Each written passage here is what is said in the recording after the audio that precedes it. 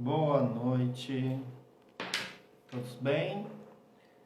Estamos aí mais uma vez para a gente poder bater um papo, conversar um pouquinho sobre a doutrina espírita, seus aspectos, suas questões, suas reflexões. Então, estamos aguardando aí, Roberto, para a gente poder começar a bater esse papo. Muito legal. Olá! Olá!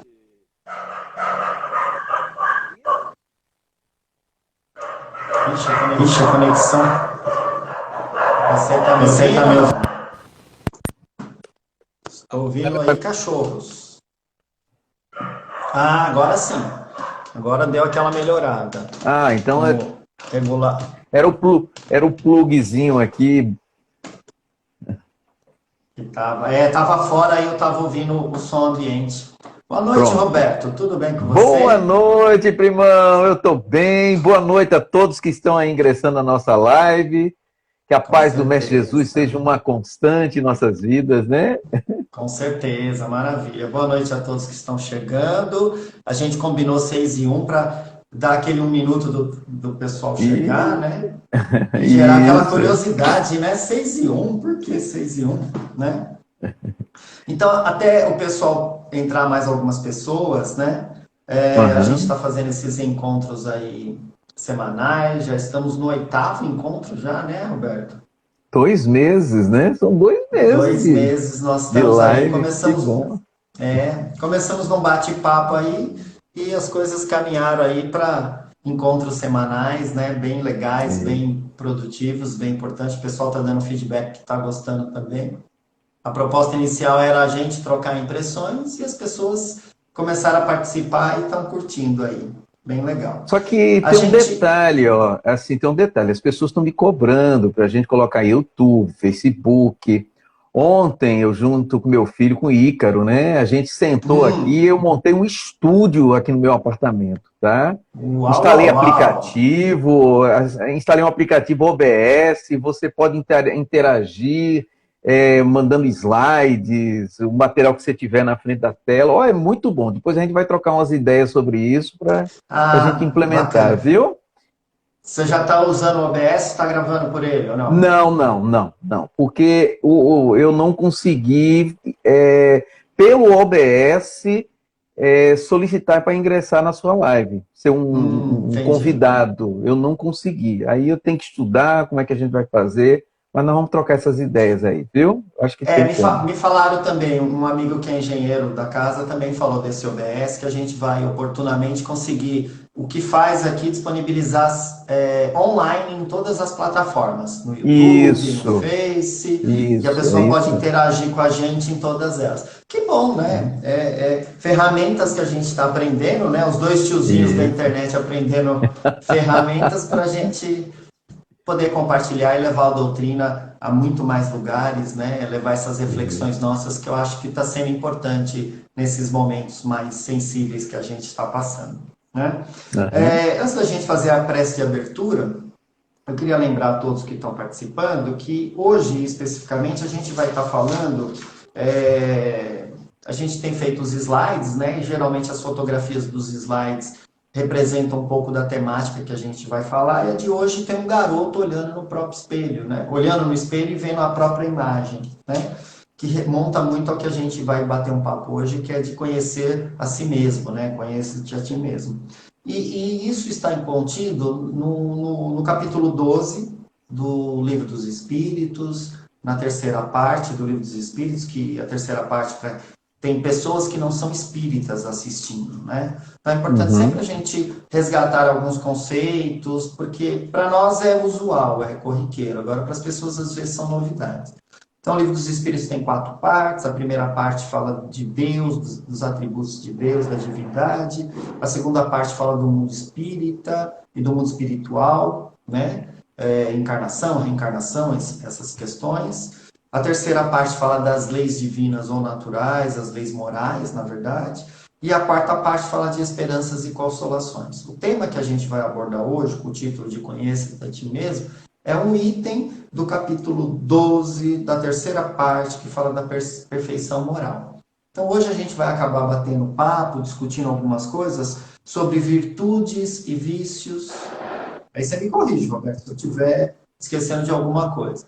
A gente vai falar das paixões, a gente vai falar sobre o egoísmo, a gente vai falar aí dos caracteres de um homem de bem e da última parte que a gente vai estar abordando é justamente essa do conhece-te a ti mesmo, do conhecimento de si mesmo.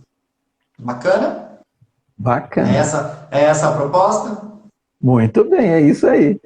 Então tá bom. Então eu vou tomar as honras de fazer a prece de abertura e aí a gente começa aí o nosso bate-papo, o tempo de algumas pessoas chegando. Gente, vocês foram chegando, eu não fui conseguindo ler os nomes, mas Roberto já cumprimentou. Boa noite a todos que estão, né? Sejam Depois, bem-vindos, né? com certeza, bem-vindos. Peguem uma cadeira, sentem-se no sofá e fiquem à vontade, que o bate-papo é nosso, mas a alegria de recebê-los é mútua.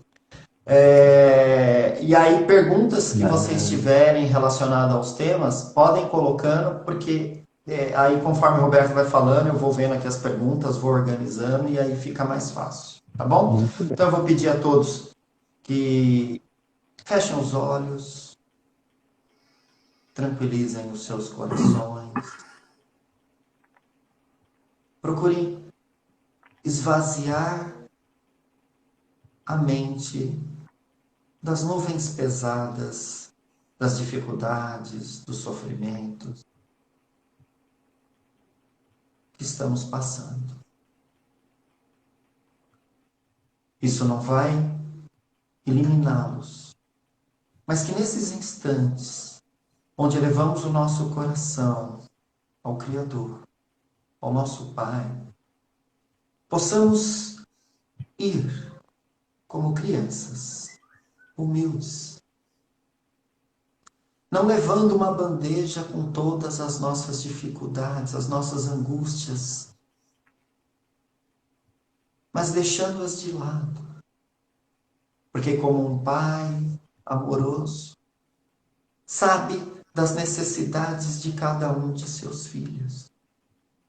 E nesses instantes, vamos conversar com ele de uma maneira diferente do que às vezes habitualmente fazemos. Que é desprezarmos uma série de angústias, uma série de sofrimentos, uma série de questionamentos sobre as dificuldades que passamos no nosso dia a dia. Vamos nos dirigir ao Pai de peitos abertos, agradecendo. Que no agradecimento reconhecemos a sua magnânima perfeição, a sua magnânima onisciência. E vamos agradecer, porque Ele, na sua infinita bondade, na sua infinita sabedoria, sabe o que é melhor para cada um de nós, individualmente, e sabe o que é melhor para nós, coletivamente. Se no momento, às vezes, as pedras das dificuldades que nos são levadas nas costas parecem pesadas demais, tenhamos a certeza que são na medida certa para nós. Porque o Pai, soberanamente bom, justo e amoroso, dá ao seu Filho na medida das suas necessidades e das suas. Então a Ti, Pai, agradecemos. Agradecemos por tudo que nos acontece. Das coisas boas, as não tão boas. Pelo ar que respiramos, pelo lar que nos abriga. Pelo trabalho ou, em muitos casos, a falta dele. Mas que mesmo assim somos acolhidos e abençoados a todos os instantes. Que nesta noite, reunidos em seu nome, Senhor, possamos acalmar os nossos corações, ampliar as nossas inteligências, para caminharmos no caminho da perfeição a que nos criastes, Pai. Que assim seja. Que assim seja. Rapaz, esse negócio de fazer prece é bom. A gente tava com 8, foi para 22. Já foi com 22, aí. Tati chegou, aí! Brincadeira, brincadeira. Que bom. Roberto, e aí? Débora, pera ainda, Débora também, Vai. seja bem-vinda. Não, se eu for falar todo mundo que vai chegando aí, mas sejam bem-vindos todos. Foi o que eu disse, a gente não consegue ver o nome de todos, né? Ó, Ricardo entrou, Maria Magali entrou, Aê! né? Sejam todos bem-vindos. E aí, você quer começar? Quer começar por onde? Então, eu acho que a maior pergunta que todos devem fazer é o que é o autoconhecimento, né? O que é se conhecer a si mesmo. E eu me recordo uma certa feita que perguntaram a Jesus o que é a verdade e ele se calou, né? Então, a gente, quando vai procurar se entender a si mesmo, a gente sente uma dificuldade imensurável, porque nós temos no dia a dia o comportamento de perceber o que é externo, através dos nossos sensores, através dos nossos sentidos. Então, nós ouvimos o cantar do pássaro, o carro que passa, a buzina que toca, o ventilador, né, que ameniza o calor, apesar que aí em São Paulo eu estou vendo que está Tá um bem frio, frio. ó. Ó, tá bem Então, frio. aqui nós estamos no Pernambuco, estamos no Nordeste, né? Enfim, a gente percebe tudo que é externo, mas temos dificuldade de ouvir os nossos ruídos internos. E esses ruídos que vêm do interior, né? Que aí eu teria que falar um pouco da questão da psicologia, dos aparelhos psicológicos, né?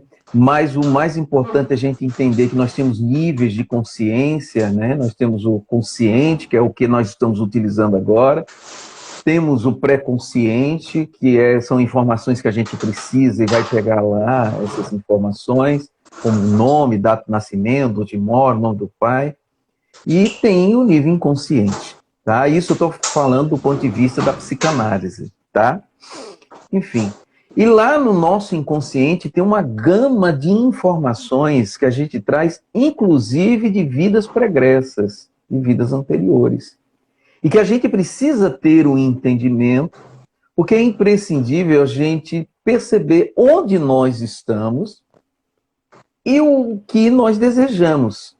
Ou seja, eu sempre falo, e eu te mandei uma mensagem falando sobre isso, da importância de a gente saber quem nós somos, o ser real, e tentarmos conquistar a condição daquele ser que nós desejamos, o ser ideal.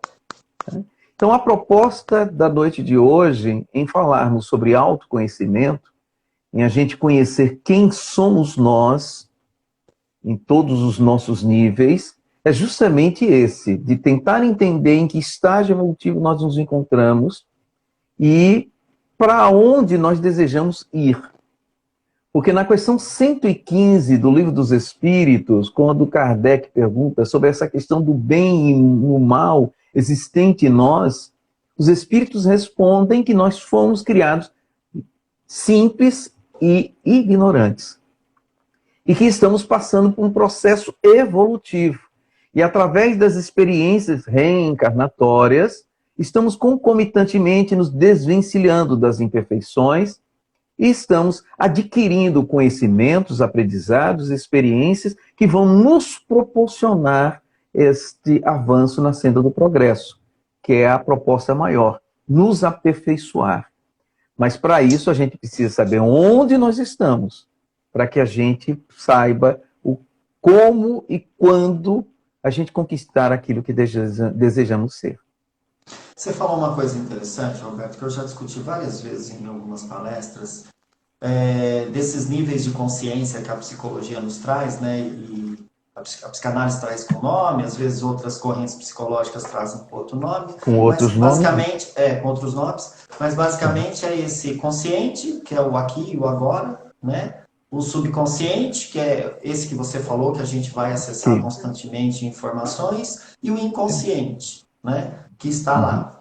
Então, eu acho que é importante a gente abordar cada um desses aspectos, e aí eu passo a bola para você, para a gente entender, né, mas já vou dar uma pincelada, para a gente entender assim, e a gente já falou em várias lives, que o que eu tenho visto, né, o que eu vejo do mundo, não é o mundo real, mas sim uma percepção Isso. Uhum. deste mundo. Por que que é importante a gente frisar isso?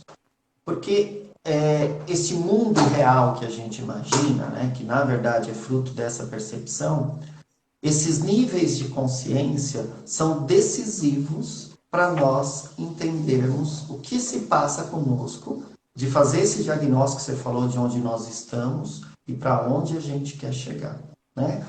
Todos nós sabemos que a gente caminha para a perfeição. Uns a passos largos, outros a passos mais miúdos, mas que o nosso destino final é esse.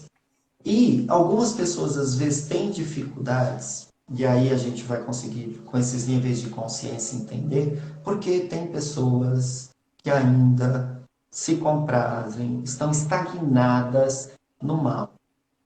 Aquela pessoa que às vezes mata um outro companheiro, alguns companheiros, às vezes vários companheiros, e não mostra remorso, Uhum. crises de consciência por conta disso.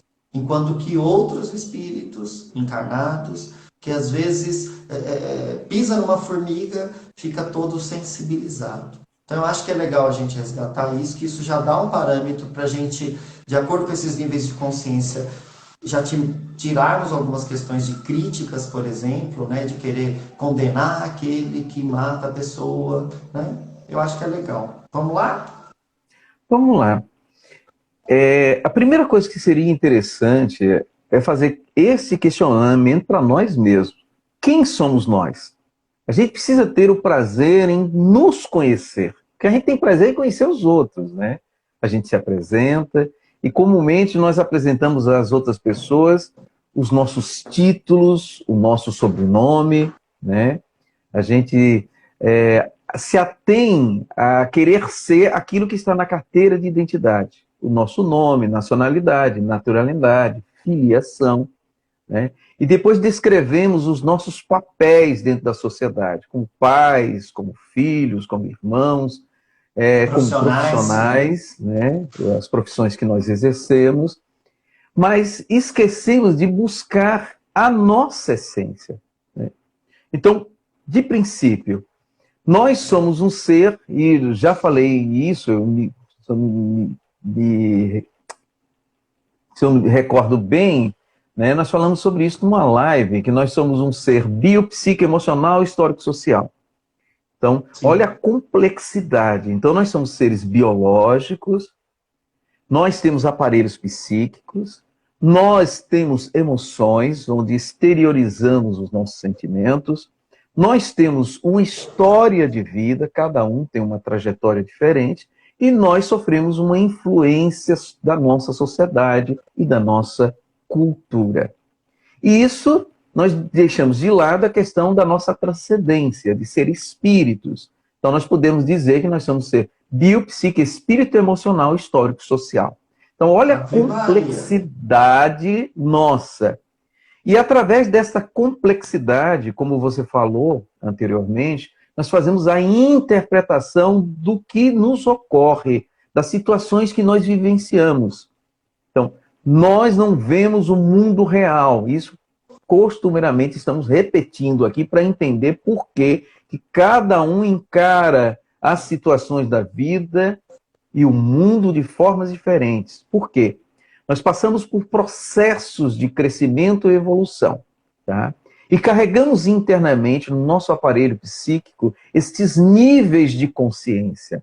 Então, se a gente pode fazer um comparativo com o iceberg, a nossa consciência é aquela pontinha do iceberg. É o que a gente está tendo a percepção, né? É o que nós estamos vendo através dos nossos sensores. Visão, audição, paladar, tato, olfato e assim sucessivamente. É essa percepção que a gente tem. Só que o que está lá embaixo do iceberg, para quem já viu o iceberg, o tamanho do iceberg, na realidade, o maior volume está dentro da água. Então, o nosso volume maior de informações está dentro de nós. E mais especificamente no nosso inconsciente. Porque tudo que a gente passa, a gente faz uma interpretação e cria algo que nós chamamos crenças. O que são crenças? São verdades para nós. E cada um faz uma crença diferente das coisas. Então eu sempre uso como artifício, para ter um melhor entendimento, a questão da sandália virada, tá? Que é cultural, existe na cultura nossa, que sandália virada faz com que crie-se o chamado mau agouro e a nossa mãe pode morrer. Então, quando a gente vê uma sandália virada, automaticamente a gente sente a necessidade de ir lá desvirar a sandália. Mas o que foi que aconteceu? Alguém, em um determinado momento, passou por uma experiência que perdeu a mãe. E ele, ao observar o que estava do lado dele, ele viu a sandália virada e provavelmente entendeu que aquela sandália virada foi que desencadeou a morte da mãe e passou essas informações de pessoa a pessoa. E isso faz parte, hoje, do nosso inconsciente coletivo. Todos pensamos, né, mesmo de forma inconsciente. Pode falar. E isso que você traz não só, né? É lógico que a sandália virada é um exemplo que é comum para todos, mas a gente culturalmente vai trazendo vários dogmas, várias superstições, várias coisas do mesmo gênero. Então, um gato preto, passar por baixo da escada, ferradura que dá sorte, pé de coelho folha de que dá três sorte, cervos, né? Aquela folhinha de quatro três folhas. de 4 folhas, né?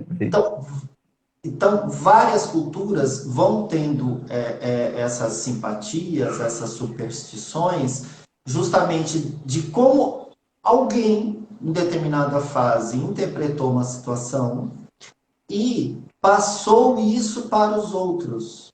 E aí é cultural, porque aquela pessoa que tem uma certa hierarquia, né? Nós aqui, por exemplo, falando, se a gente de repente trouxesse alguma crença, né?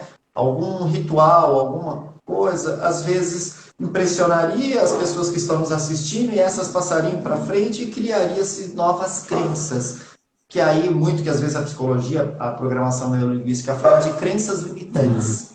Isso aí. Que vão sendo passadas ou conscientemente ou inconscientemente para as pessoas. Mas muito bacana essa analogia do iceberg, né? É bem sensível. E uma lembrança, gente, quando o Roberto coloca que esses níveis de consciência estão dentro de nós, né? Aí muita gente pode levar e falar, mas está onde? Está no meu cérebro? Está no meu coração? Está na minha tireoide?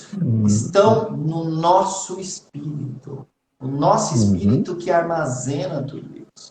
Tanto que, às vezes, as ciências psicológicas têm dificuldade de explicar aonde elas ficam. Porque se a gente vai falar que elas estão no nosso cérebro são neurônios, são células, né? Que foram criadas e elas trazem, às vezes, medos, percepções de onde? Né? Aptidões, aquelas inteligências múltiplas que nós já falamos aqui algumas vezes, isso vai vir de onde? Porque né, aquele neurônio tem mais habilidades do que aquele outro neurônio. Então, isso são características do espírito que nós trazemos para este corpo material que estamos vestindo, usando momentaneamente. Manda bala aí. Muito bem. Aí quando fala das crenças, que nós abordamos a questão das crenças coletivas. Nós temos as nossas crenças individuais, tá? Nós interpretamos uma situação e todas as situações que nós vivenciamos, nós queremos entender a causa, o que desencadeou, o porquê daquilo, né? Então desenvolvemos crenças e muitas das nossas crenças são oriundas de rótulos que colocaram em nós. A gente chama de estereótipos, né? Eu já falei sobre isso aqui, são duas palavrinhas em latim, né, estéreo, gravação, tipos, fixo. Então, ao longo da nossa existência, nós ouvimos muitas das vezes as pessoas incutirem na nossa cabeça que nós éramos incompetentes, incapazes, né, que não sabíamos fazer as coisas, que não merecíamos, né? Além de outros rótulos que são a esterilização dos nossos sentimentos através das emoções, né? Como, por exemplo, eu atendi uma paciente algum tempo atrás, ela no primeiro dia, a gente chama anamnese, né, a primeira sessão de terapia que a gente faz, ela disse: Roberto, eu sou muito nervosa. Eu falei: não, você não é. Você pode estar em determinados momentos, porque o nervosismo, a tensão, o estresse é uma exteriorização de emoções. Mas você não é. Ela: não, mas eu sou. Ou seja, ela incutiu que, ou alguém incutiu na mente dela, que ela é uma pessoa nervosa. Então, ela entende que em todas as situações da vida, ela tem que se comportar com tensão, com nervosismo. Né? Então, isto é uma crença. E como você falou anteriormente, isso é uma crença limitante. A pessoa se acredita ao estado emocional. E os estados emocionais, todos nós temos. Todos nós. Porque um espírito é um...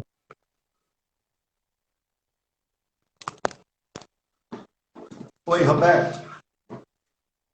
Acho que deu uma cortada. Oi. Pessoal, vocês estão nos ouvindo? Acho que deu uma cortada, Roberto. Não sei se é a sua conexão, a minha. Foi a sua? Eu acho que foi a sua. Eu não sei. A minha continuou a imagem, a sua que desapareceu. Tá?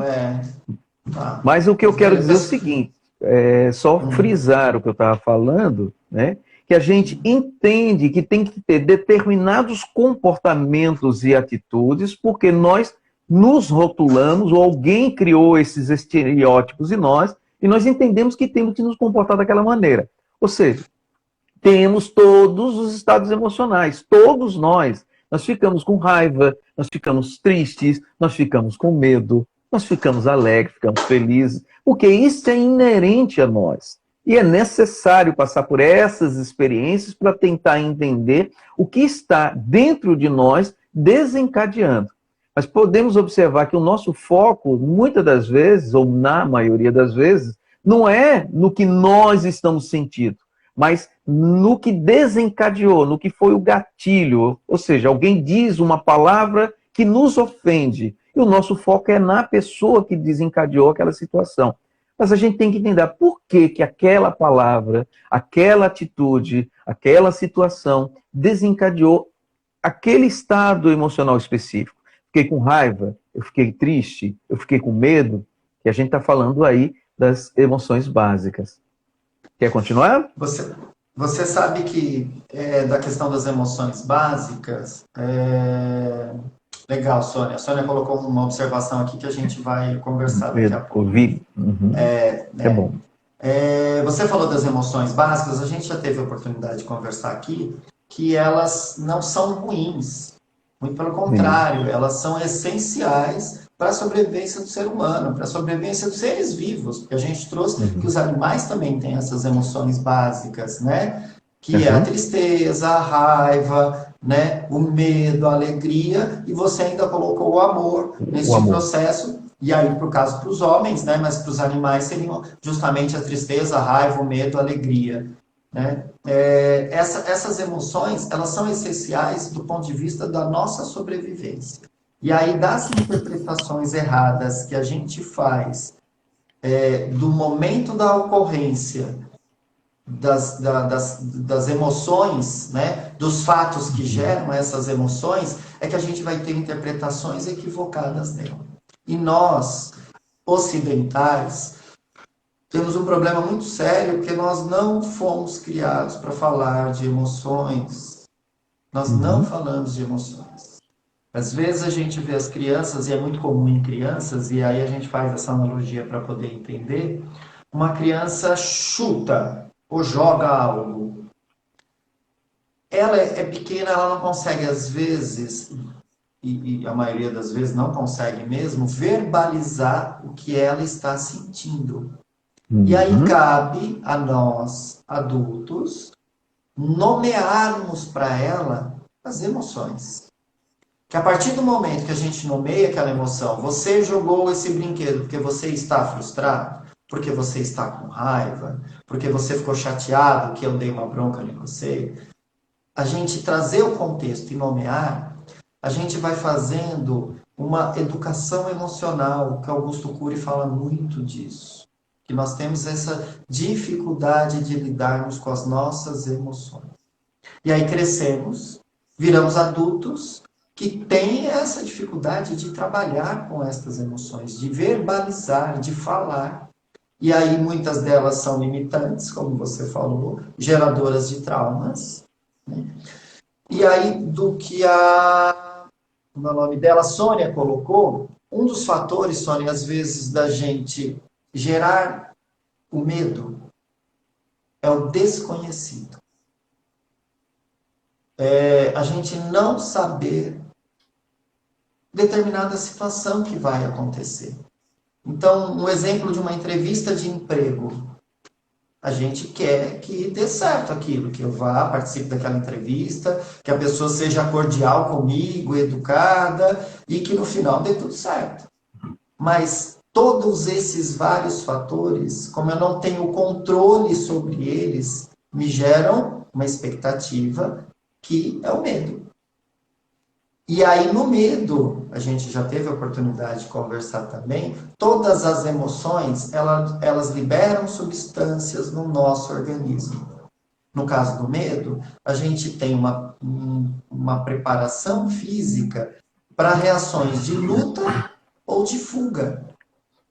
E nós, seres conscientes, se usarmos a razão, a gente consegue dimensionar isso e controlar. Agora, se eu não consigo, se eu não tenho essa educação, esse preparo emocional, tudo isso, gente, que a gente está falando de preparo emocional, de se conhecer, é relativo ao tema que estamos falando, de como nos conhecemos. Se eu não consigo nomear um sentimento que eu estou sentindo, que eu estou passando, como é que eu vou lidar com ele? Então, o medo, Sônia, no caso, é esse. Eu vou para essa entrevista sem saber, sem ter controle sobre as variáveis. O meu organismo entende aquilo, o meu lado biológico entende aquilo como uma necessidade de uma preparação para uma reação de luta ou de fuga. Eu libero substâncias endorfinas que vão trazer reações físicas para o meu corpo, como taquicardia, dilata a minha pupila, e aí às vezes aquilo que a pessoa recebe um documento para preencher, ela não consegue enxergar o que está lá, a vista está embaçada porque dilatou a pupila, ela está ofegante, começa a suar. São todas reações físicas para este sentimento do medo. Então, nós precisamos nos conhecer a partir do momento que eu começo a sentir essas reações, saber, peraí, isso é meu corpo reagindo para tal situação. E como é que eu vou controlar isso? A gente vai falar mais para frente, mas dos antagonismos.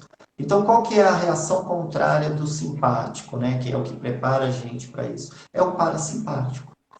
O simpático aumenta a minha respiração para essa tentativa de fuga. O parasimpático, eu vou fazer o que? Eu vou aprofundar essa respiração. Eu vou, em vez de fazer ela curta, para ter muito oxigênio, eu vou seguro, relaxo. Eu vou tendo uma reação física de um contraponto da reação que está me provocando aquele momento, aquela sensação de medo. E aí, fisicamente, eu vou fazendo o quê? Eu vou controlando o meu corpo físico, para depois aí eu ir para condição emocional psicológica, e Roberto é especialista nisso, de eu começar a ressignificar. Peraí, por que eu estou com medo disso? Na verdade, aqui é um processo para o meu bem-estar, para o meu crescimento. E aí eu consigo relaxar e aproveitar o máximo daquela experiência, daquela sensação. Isso com tudo. A gente tem que fazer isso com a raiva, com o medo, a alegria descontrolada também. Né? Pessoas que ficam nervosas começam a dar risada descontroladamente. E tudo isso são percepções das vivências do espírito. Se ele teve vivências que foram difíceis, traumáticas, ele já vai relembrar daquilo espiritualmente e se armar, se defender. Não é mais ou menos assim, Roberto? Com certeza. E assim, aprofundando nessa pergunta da Sônia, né, sobre o medo do Covid-19. Pode observar que o medo é o medo da morte, tá? E não obstante nós sermos, pelo menos a maioria dos que estão assistindo aqui são espíritas e acredita na imortalidade da alma, porém se esforça para ser o espírito que está lá na resposta do Livro dos Espíritos, a questão 76, quando se pergunta o que é o espírito e os espíritos respondem são seres inteligentes da criação que povoam o universo fora do mundo físico. A gente se esforça para ser o que está no livro, mas não vivencia esta imortalidade, justamente porque nós não nos entendemos ainda espíritos. Nós nos entendemos a matéria que nos reveste, esse corpo físico. Tá? Então, o medo da morte é justamente o medo. Eu vou para onde? Mesmo a gente tendo estudado, lendo, né, adquirindo conhecimento, seja através de palestras, seja através dos estudos, das leituras que nós fazemos, nós não vivenciamos esta imortalidade. Sim. Outra coisa que acontece muito em relação ao que a Ari falou, tem muito bem descrito no livro de Eckhart Tolle, O Poder do Agora. Esse livro é excelente, tá? Para quem quer controlar a questão da ansiedade. Ele descreve que a gente vive num tempo psicológico entre o passado e o futuro. Então, o que foi que aconteceu? No passado, nós passamos por determinadas experiências que nos causaram traumas, dores, sofrimentos, nos desencadearam insegurança, medo, e a gente acaba projetando isso para o futuro, né, num tempo presente. Então, vamos citar, para ter uma analogia para entendimento, um antílope está lá na selva africana, e ele está passando e pula de uma moita, pula uma onça que quer devorá-lo. E ele consegue escapar daquela situação. Tá? Então, o que é que vai ficar incutido no cérebro dele? Lá num local chamado amígdala cortical, que é do tamanho do amendoim, fica lá registrada a informação. Que toda vez que ele passar por aquela moita, a grande probabilidade da onça voar. Apesar que todas as vezes que ele passar naquele lugar não vai acontecer a mesma coisa. Porque é um momento diferente, é uma situação diferente. Tá? Nós, antes de sermos seres racionais, nós somos animais. Então nós agimos da mesma maneira. Nós gravamos as experiências e projetamos isso para o futuro. Achamos que isso vai nos acontecer. E aí desencadeia a questão do medo, da insegurança. Então, precisamos desenvolver em nós, assim, só para concluir, algo que Daniel Goleman, ele trata muito bem num livro de mesmo nome chamado Inteligência Emocional. A gente precisa desenvolver essa inteligência emocional em nós. Pronto, pode falar.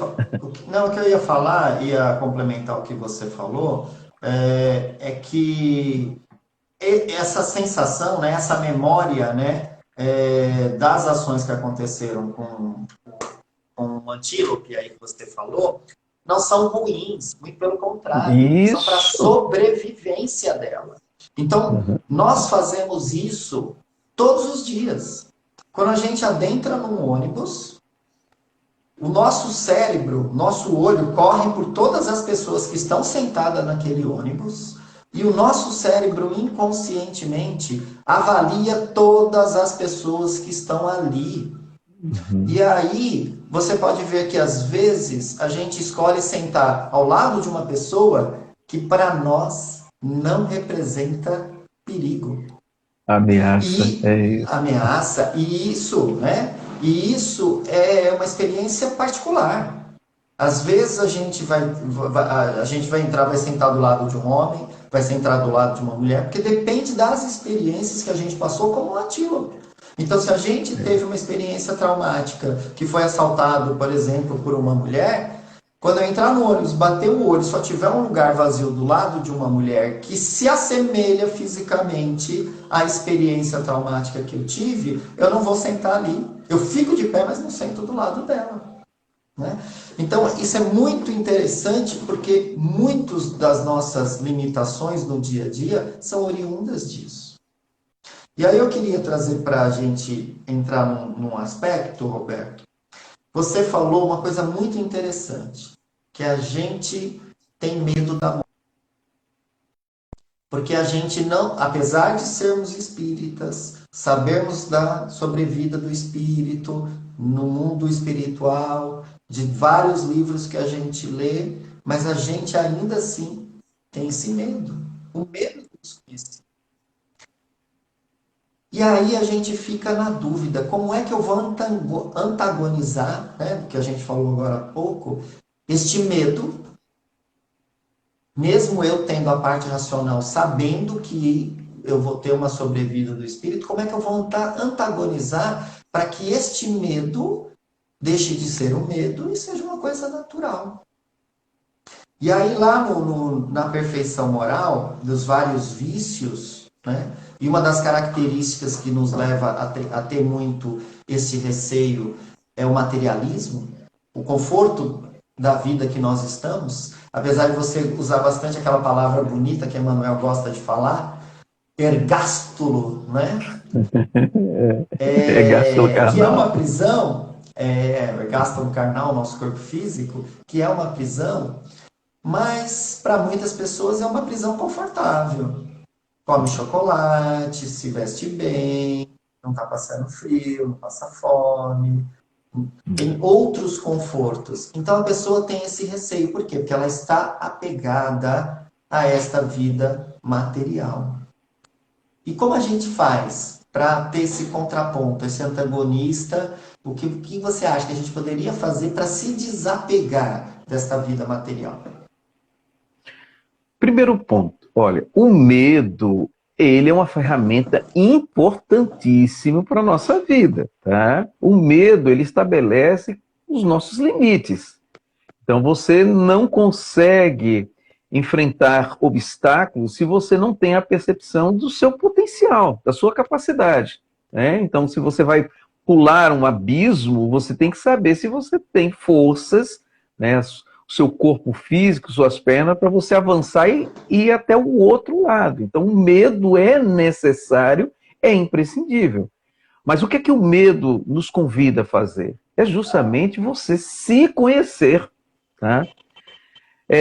Nós temos medo, na maioria das vezes, de coisas irreais, ou melhor, na maior parte do nosso tempo, nós temos medo de coisas que nós estamos criando no nosso mundo mental. Não são coisas que estão acontecendo naquele momento, tá? E quando eu citei o livro do Eckhart Tolle, ele faz um convite a você viver o momento presente. Então você, por exemplo, alguém que vai fazer uma prova, né? Por ter tido uma experiência negativa no passado, de uma prova que você tirou uma nota ruim, você projeta no futuro a probabilidade de tirar nota ruim naquela prova. E aí começa a entrar em estados de ansiedade, de angústia e medo antecipado. Mas o que você tem que analisar é o quê? Agora, nesse momento, você está fazendo a prova? Não. Beleza.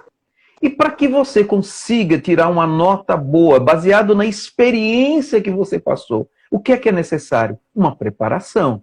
Você tem que se preparar, você tem que estudar.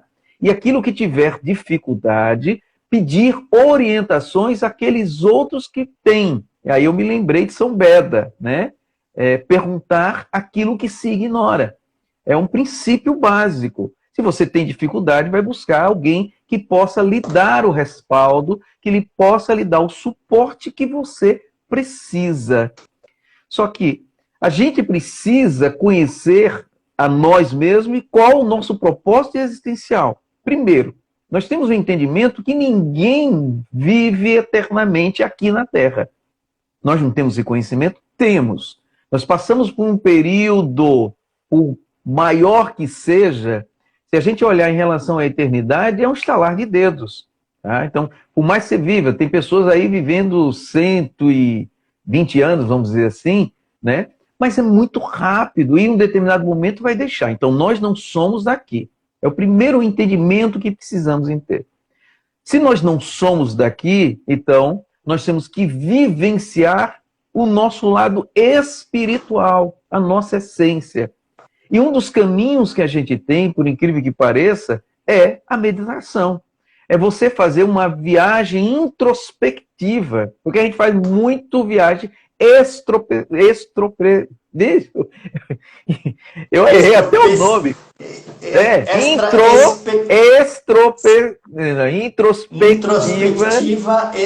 Introspectiva. Pronto, acertamos. Isso. Extrospectiva. Então, uma viagem fora de nós mesmos, a gente viaja muito, tá? Principalmente na mídia, na televisão, né? Nas redes sociais, a gente viaja. E nós perdemos ao longo do tempo uma capacidade de reflexão. Nós estamos num momento que as pessoas estão dando tudo mastigado para nós. No tempo da minha avó, ela ia fazer, a mãe do meu pai, né, ele me comenta isso, que ela ia fazer cuscuz, ela tinha que acordar 5 horas da manhã, pegar um milho, bater no pilão, tá, para poder criar a condição para se transformar num cuscuz. Hoje a gente vai ali no supermercado, você já compra o flocos de milho e em 5 minutos você já faz. Isso em relação a tudo. Tem a questão do fast food. Hoje você quer comer um sanduíche, não precisa mais fazer o sanduíche, já o sanduíche já está todo pronto, você só faz aquecer no micro-ondas. E em relação às nossas vidas, nós estamos fazendo a mesma coisa, né? Nós estamos recebendo uma gama de informações e já estamos entendendo que isso são conhecimentos. E não estamos parando para analisar, se utilizando da razão, se estas informações ou estes conhecimentos que estão recebendo se conduz aos nossos princípios, valores, aquilo que a gente acredita, né? Então a gente precisa estudar quem na realidade nós somos, entendendo que nós somos, do ponto de vista físico, mortais, ou seja, vai chegar um determinado momento que nós vamos devolver a nossa roupagem física, porém, nós vamos vivenciar uma experiência espiritual que é uma outra dimensão. Então, a gente precisa se preparar para isso. E a preparação é diária. A gente começa a morrer a partir do momento que a gente nasce. É uma dura realidade, mas faz parte da vida da gente.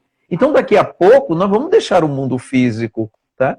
E para isso, a gente precisa se preparar. E aí tem um livro muito bom, que vocês podem anotar.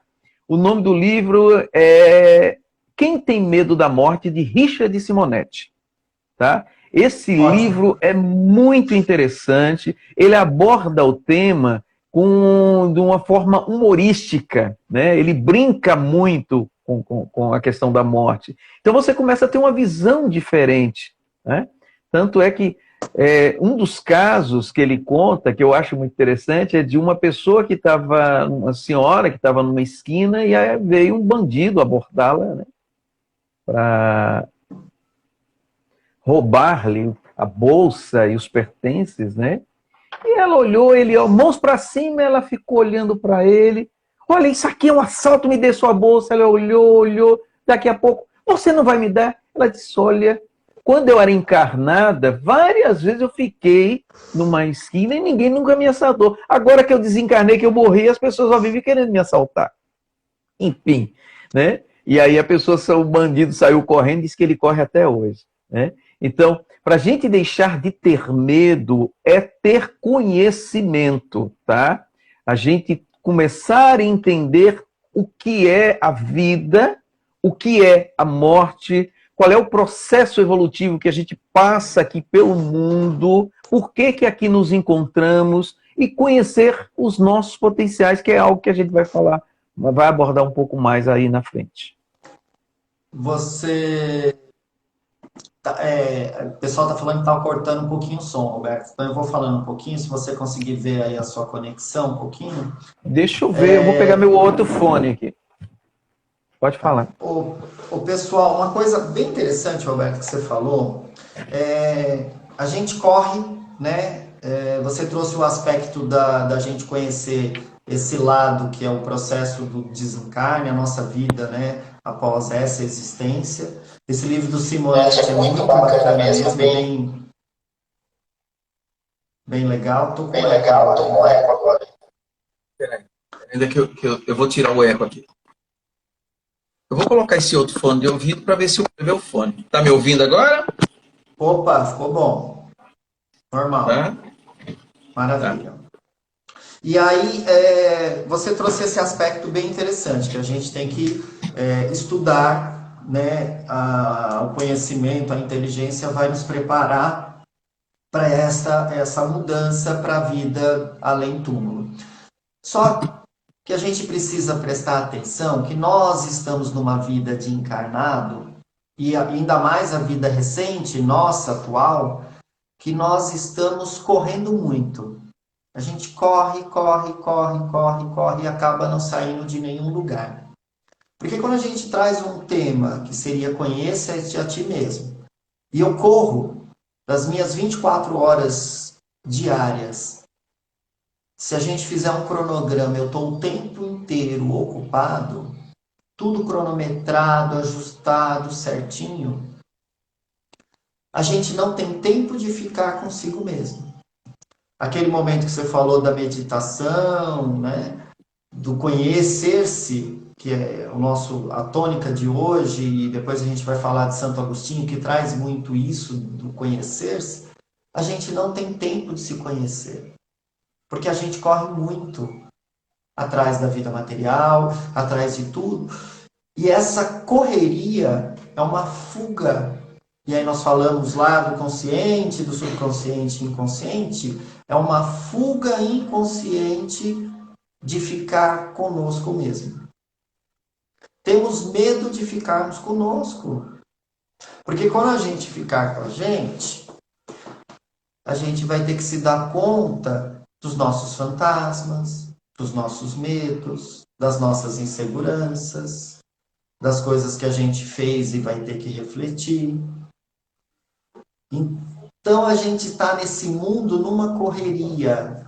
E agora, nesta fase que nós estamos, a gente teve um break, uma parada. E muitas pessoas não estão dando conta de ficarem consigo mesmas. Elas estão sofrendo por estarem com elas mesmas. A gente conversou outro dia, até brincando por outras questões. Você falou que está num momento de solitude e não de solidão. Resgata para mim a diferença dos dois aí e como é esse processo para você. Vamos lá. O que ocorreu muito no passado? Tá? Aquela busca incessante de querer atender à vontade dos outros.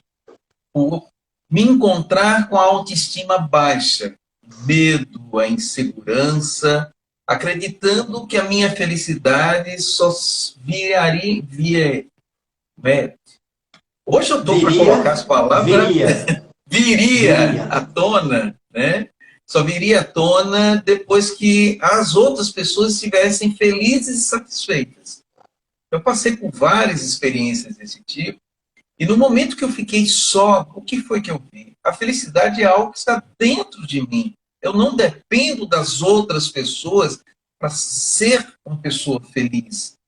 Então eu passei o quê? A buscar entender quem sou eu, o meu potencial, a minha personalidade, o meu caráter, quais são as minhas crenças, os meus valores, princípios, os meus desejos, quais são os meus sonhos, o que é que eu quero alcançar, qual é a minha missão de vida.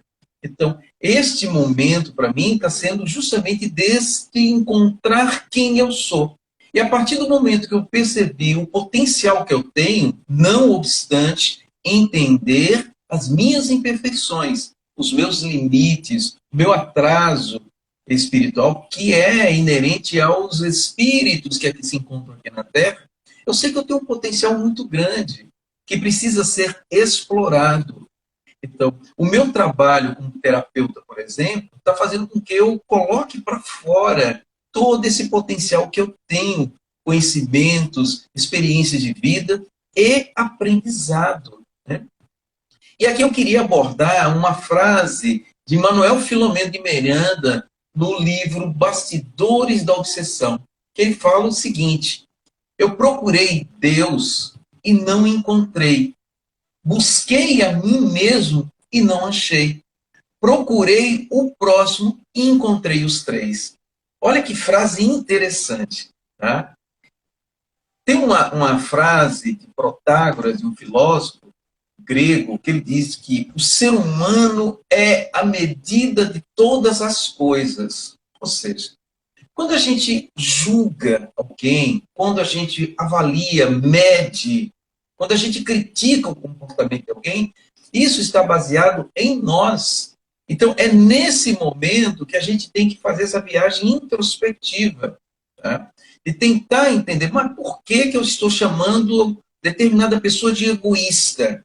Se eu estou chamando ela de egoísta, é porque provavelmente eu também tenha dentro de mim esse sentimento e essa emoção. Se eu chamo outro de orgulhoso, de egoísta, então a gente precisa parar, pera ainda, se eu estou chamando o outro dessa maneira, deixa eu ver em mim se existe esse tipo de comportamento, porque eu só posso avaliar o outro aquilo que eu conheço. Então, se eu julgo alguém, é porque está baseado em atitudes e comportamentos que eu venho a realizando no meu comportamento, no meu dia a dia, nos meus relacionamentos. Então, é importante isso. E muitas das vezes a gente fica buscando julgar ou entender, né? Fazer com que as outras pessoas ajam de acordo com os nossos desejos e vontades, não obstante a gente nem saber quem nós somos. E é este o papel diário. Eu já falei aqui em lives anteriores, eu quero falar nessa live novamente, que eu uso muito com os meus pacientes um chamado diário de bordo, tá? Então, eu vou colocar aqui para outros que não tenham visto ou ouvido eu falar sobre isso, que é o quê? É primeiro perguntar como é que foi o seu dia. Como é que foi, se valeu a pena que vai viver aquele dia, o que foi que você fez para esse dia ter sido abençoado. Isso nós chamamos de feedback. A segunda Roberto, pergunta é só um pouquinho. Segura aí o diário de bordo, de porque assim, eu vi aqui, a gente está com uma nova funcionalidade aqui no Instagram, só que se ele derruba a gente não consegue salvar o vídeo. Então eu vou sair agora, né? Convidando a todos que estão aqui que voltem na sequência, porque aí eu encerro antes do Instagram derrubar a gente consegue salvar esse vídeo para as pessoas que quiserem ver depois desse bate-papo ficarem à vontade. E aí a gente sai e já volta na sequência, pode ser? Fechou? Então até mais, gente.